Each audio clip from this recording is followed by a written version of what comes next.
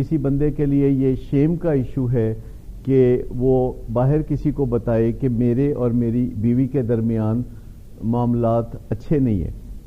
اور میں اپنی بیوی کے ہاتھوں پریشان ہوں، تنگ ہوں، یہ بات کہنا خود میرے لیے بہت شرمندگی کا باعث ہے۔ اور جب میں اس شرمندگی کو ترجیح دے دوں گا تو میرا مسئلہ حل نہیں ہوگا۔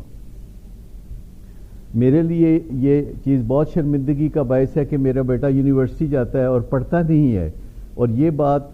میں کسی کو بتاؤں کہ میرا بیٹا یونیورسٹی جاتا ہے اور پڑھتا کوئی نہیں، صرف جاتا آتا ہے، اور یہ بات مجھے بہت تکلیف دیتی ہے کہ میں جو سرمایہ کاری کر رہا ہوں اس کی تعلیم پر میری آنکھوں کے سامنے وہ روزانہ ضائع ہوتی ہے، پر ایٹ دی سیم ٹائم میرے لیے یہ امیجیٹ کنسرن ہے، یہ فوری میرا ایک تکلیف دہ معاملہ ہے کہ یہ بات میں کسی کو بتا نہیں سکتا، کیونکہ اس سے مجھے فوری نقصان پہنچے گا کہ کوئی کہے گا کہ آپ کیسے والد ہیں کہ آپ کا بچہ پڑھتا ہی نہیں ہے اور آپ پھر بھی انویسٹمنٹ کیے جا رہے ہیں، اور وہ اسکول کے یا کالج کے یا یونیورسٹی کے ساتھ لٹکا ہوا ہے اور اس کے جو پریولیجز ہیں ایک اسٹوڈنٹ ہونے کے وہ حاصل کر رہا ہے،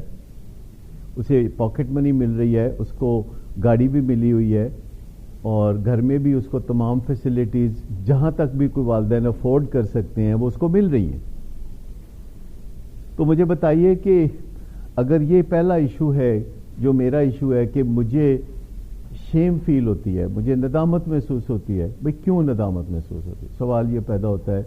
کہ میں نے کیا کیا ہے؟ میں تو انویسٹمنٹ کر رہا ہوں،